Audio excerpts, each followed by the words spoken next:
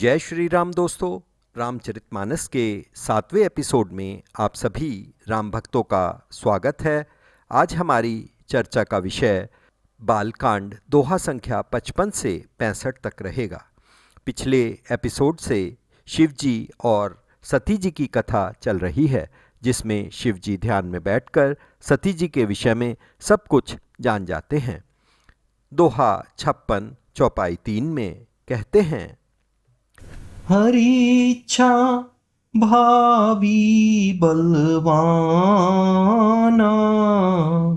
हृदय में विचारत शंभु सुजाना। अर्थात हरि की इच्छा बहुत बलवान है और यह जानकर शिव जी रामचंद्र जी की माया को सिर झुकाते हैं कि शायद हरि की इच्छा यही थी जिसके वशीभूत होकर सती जी भी झूठ बोलने लगी थी और सती जी ने सीता जी का वेश धारण कर लिया। क्योंकि हम सभी जानते हैं कि इष्ट के प्रति अविश्वास होने से भक्ति नष्ट हो जाती है। इसलिए शिव जी के सामने अब दो पक्ष रह गए थे, या तो वो सती जी को अपना लें या भक्ति का मार्ग छोड़ दें। इसलिए शिव जी निर्णय लेते हैं कि वो अपनी भक्ति को बचाएंगे और वो सती जी को छोड़ देंगे। सोचते हैं कि सती जी से ये सब गलतियां बहुत अनजाने में हुई हैं, वो पवित्र हैं, भोली हैं, इसलिए उनको अत्यधिक दुख होता है। परंतु वो राम जी के चरणों में सर नवाकर उनको स्मरण करते हुए संकल्प लेते हैं कि अब इस शरीर से उनकी सती जी से भेंट नहीं हो सकती, और वो कैलाश की ओर चल देते हैं। यह सब देखकर आकाशवाणी होती है कि हे महेश, ये जो आपने भक्ति का पक्ष लिया है, आप श्री राम जी के भक्त हैं, आपको छोड़कर ऐसी प्रतिज्ञा तो कोई भी नहीं कर सकता। इस आकाशवाणी को सुनकर सती जी के मन में बहुत अधिक चिंता गहरा जाती है। पूछती हैं, स्वामी आपने कौन सी प्रतिज्ञा की है? परंतु शिव जी उनकी बात का कोई उत्तर नहीं देते। दोहा 57 में प्रेम के विषय में कहते हैं कि आपसी संबंधों में छल और कपट होने पर प्रेम समाप्त हो जाता है। शिव जी पार्वती जी का कष्ट कम करने के लिए उनको अनेकों कथाएं सुनाते हुए कैलाश पर पहुंच जाते हैं। दोहा 58 चौपाई 4 में शंकर जी समाधि में बैठ जाते हैं। अब देखिए कैसे समाधि में बैठते हैं। शंकर सहज स्वरूप समारा, लागी समाधि अखंड अपारा। अर्थात शंकर जी बड़ के पेड़ के नीचे पद्मासन लगाकर स्वाभाविक शांत रूप में समाधि में बैठ जाते हैं। सती जी बहुत अधिक दुखित व परेशान रहती हैं और प्रभु राम से प्रार्थना करती रहती हैं। इस प्रकार 87,000 वर्ष बीत जाते हैं। दोहा 60 चौपाई 1 में हमें यह जानकारी मिलती है और साथ में हम यह भी जान पाते हैं कि शिव जी जागने पर सर्वप्रथम किसका नाम लेते हैं। बीते संवत सहज 87, तजी समाधि संभू अविनाशी। इसी प्रकार शिव जी को समाधि में बैठे बैठे 87,000 वर्ष बीत जाते हैं। एक दिन शिव जी राम का नाम लेते हैं। शिव जी द्वारा राम नाम लेने पर सती जी समझ जाती हैं कि शिव जी अब समाधि से जाग गए हैं। आगे दोनों का आपसी प्रेम देखिए। सती जी शिव जी के चरणों में प्रणाम करती हैं और शिव जी सती जी को बैठने के लिए आसन प्रदान करते हैं और उनको पुनः श्री हरि की कथाएं सुनाने लगते हैं।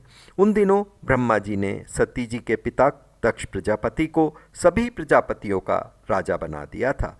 जब से उन्होंने यह अधिकार पाया था, तब से दक्ष प्रजापति के मन में अहंकार उत्पन्न हो गया था। दोहा 60 चौपाई 4 में नहीं कऊ अस जन्मा जग माही, प्रभुता पाई जाहि मद नाही। कहते हैं इस जग में कोई भी ऐसा जीव नहीं है जिसको अधिकार अर्थात बड़ा पद पाकर अहंकार ना हुआ हो। अर्थात सभी को माया मिल जाने पर या माया की कृपा हो जाने पर जीवों को अहंकार हो जाता है। अहंकारवश दक्ष प्रजापति एक बहुत बड़े यज्ञ का आयोजन करते हैं, जिसमें वो शिव जी को छोड़कर सभी को निमंत्रित करते हैं। जब सती जी आकाश में सुंदर विमानों को जाते हुए देखती हैं, जिसमें कि सजे हुए देवी देवता किन्नर आदि जा रहे थे, तब वो शिव जी से पूछती हैं, ये क्या हो रहा है और ये सब कहाँ जा रहे हैं। तब शिव जी कहते हैं, तुम्हारे पिताजी एक यज्ञ कर रहे हैं और उन्होंने हमें कोई न्योता नहीं भेजा है। दोहा 62। यद्यपि मित्र प्रभु पित गुर गेहा, जाइय बिनु बोलेहु ना संदेहा। अर्थात मित्र, स्वामी, पिता, गुरु, इन सबके घर बिना बुलाए भी जाया जा सकता है, परंतु अगर तुम्हें वहाँ पर कोई नहीं चाहता कि आप वहाँ पर जाएं या आपको ना बुलाया गया हो, तो उस स्थान पर जाने में आपका कोई सम्मान नहीं होता। दोहा 62 चौपाई 4 में कहते हैं कि शिव जी अनेकों प्रकार से सती जी को समझाते हैं, परंतु सती जी की समझ में नहीं आता और सती जी की जिद के कारण शिव जी अपने कुछ गणों को सती जी के साथ भेज देते हैं। इस प्रकार सती जी अपने पिता दक्ष प्रजापति के घर पहुंच जाती हैं। वहाँ पर सिर्फ उनकी माता मुस्कुराकर उनकी कुशलता पूछती हैं। ना तो दक्ष प्रजापति, ना उनकी बहनें, कोई भी उनसे बात नहीं करता। ना ही यज्ञ में शिव जी का कोई हिस्सा निकाला जाता है। अब सती जी को शिव जी की बात समझ में आने लगती है और वो अत्यंत क्रोधित हो जाती हैं। दोहा 63 चौपाई 4 में यद्यपि जग दारुण दुख नाना, सब ते कठिन जाति अवमाना। यहाँ पर बताया गया है कि सबसे बड़ा दुख इस जगत में या संसार में कौन सा है। कहते हैं, जगत में अनेकों प्रकार के अत्यधिक कष्ट देने वाले दुख हैं। उन सब में सबसे बड़ा दुख सार्वजनिक रूप से किसी का व्यक्तिगत अपमान होना होता है। दोहा 64 में शिव निंदा के विषय में सती जी कहती हैं, कहीं सुनी जिन्ह संकर निंदा, सो फलु तुरत लहब सब काहूं। अर्थात शंकर जी की निंदा कहने या सुनने वाले को तुरंत फल मिलेगा।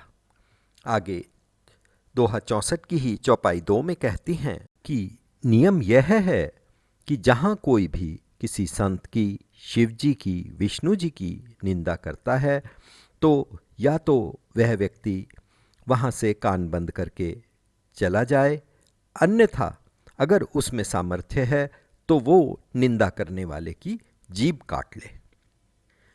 दोहा 64 चौपाई 3 में जगदात्मा महेशु पुरारी, जगत जनक सब के हितकारी। अर्थात त्रिपुरासुर यानी त्रिपुर दैत्य को मारने वाले शिव जी इस जगत के पिता हैं, जगत की आत्मा हैं तथा जगत का कल्याण करने वाले हैं। यह कहकर वो दक्ष के वीर्य से उत्पन्न शरीर को छोड़ने का निर्णय ले लेती हैं और योगाग्नि में अपने शरीर को भस्म करना शुरू कर देती हैं। यह देखकर शिव जी के गण पूरे यज्ञ को ध्वंस करने लगते हैं। यह समाचार शिव जी तक जब पहुंचता है तो शिव जी तुरंत वीरभद्र को भेजते हैं और पूरे यज्ञ को विध्वंस करके सभी यज्ञ में आने वालों को भी दंड देते हैं। पूरी कथा यह आप अन्य स्थानों पर पढ़ सकते हैं। यहाँ पर तुलसीदास जी ने इतना ही वर्णन किया है। दोहा 65 की चौपाई 2 में अर्थात सती जी अपने मरने से पूर्व श्री हरि से वर मांगती हैं कि अगले जन्म में भी वो शिव जी को प्राप्त करें और वो कालांतर में हिमाचल के घर में जन्म लेती हैं। उनके जन्म लेते ही रूखा सूखा हिमाचल हरा भरा रमणीक हो जाता है। वहाँ पर नए नए वृक्ष, पुष्प और फल युक्त हो जाते हैं और बहुत सारी मणियों की खानें प्रकट हो जाती हैं। मुनि जहाँ तहाँ आश्रम बना लेते हैं। सब ओर सारी सिद्धियाँ और संपत्तियाँ छा जाती हैं। सदा सुमन फल सहित सब द्रुम्न दाना जाति, प्रगति सुंदर सैल पर मनिया कर बहुभांति। दोस्तों, आज की यह परिचर्चा हम यहीं पर समाप्त करते हैं। अगले एपिसोड में फिर मिलेंगे। तब तक के लिए सब मिलकर जोर से बोलेंगे, जय श्री राम।